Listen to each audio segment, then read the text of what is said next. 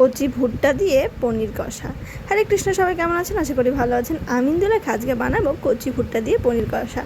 ছোট ছোট যে ভুট্টা আছে সেগুলোকে ডুমো ডুমো করে বানিয়ে নিয়েছি। তার সাথে গোটা গোটা আলুকে 2 ফালি করে প্রেসারে সিটি দিয়ে নিয়েছি। এবার কড়াইতে পরিমাণ মতো পনির ভেজে তুলে রেখেছি।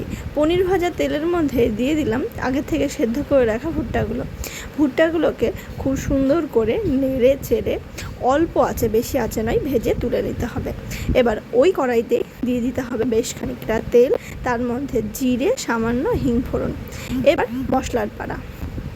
এখানে মশলা হিসাবে যেটা আমি ইউজ করছি সেটা হলো শাহি গরম মশলা, গোটা গরম মশলা, জায়ত্রী, জায়ফল, টক দই, কাঁচা জিরে, গোটা জিরে, তারপরে কাঁচা লঙ্কা, আদা পরিমাণ মতো। এবার লবণ, হলুদ স্বাদ মতো দিয়েছি। দেওয়ার পরে মশলাটাকে খুব ভালো মতো কষিয়ে নিতে হবে। যেহেতু টক দই দিয়েছি সে কারণে প্রথমেই লবণ দিয়েছিলাম না, পরে আমি এটার মধ্যে লবণ অ্যাড করেছি। যখন মশলা অর্ধেকের বেশি কষে গিয়ে তেল ছেড়ে দেবে, তার মধ্যে দিয়ে দিতে হবে বেশ খানিকটা টমেটো। এখনও পেস্ট করে দিলেও হতো, কিন্তু এইভাবে টমেটো দিয়ে কষিয়ে রান্না করে দেখবেন, বেশ সুস্বাদু হয় খেতে। আমারও খুবই ভালো লাগে। আর আলুগুলোকে যেহেতু সিটি দিয়ে নিয়েছিলাম সেই কারণে খোসা ছাড়িয়ে রেখে দিয়েছি।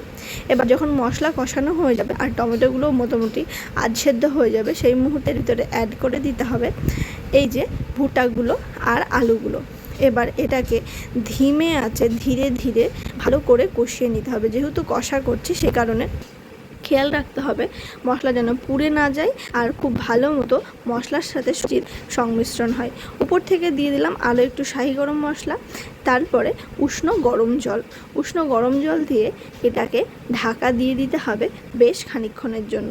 আর তার মধ্যে অ্যাড করে দেব পনিরগুলো, কারণ পনিরের ফ্লেভারটা যখন ভুট্টার সাথে মিশে একটা গন্ধ তৈরি করবে, সত্যি কথা বলতে এত সুন্দর একটা সুবাস, মানে আপনি রান্নাঘর থেকেই টের পাবেন যে না, একটা রান্না হচ্ছে আজকে। এই রান্নাটা বরাবরই সকলে পছন্দ করে, আমার বাড়ির সব সদস্যের পছন্দ। তো যখন সবজি ফুটে উঠবে, ঘনত্বটা ঠিক এরকম চলে আসবে। আপনারা চাইলে আরেকটু শক্ত করতে পারেন, কিন্তু যেহেতু এটা ভুট্টা, পরে এটা টেনে যাবে রসটা।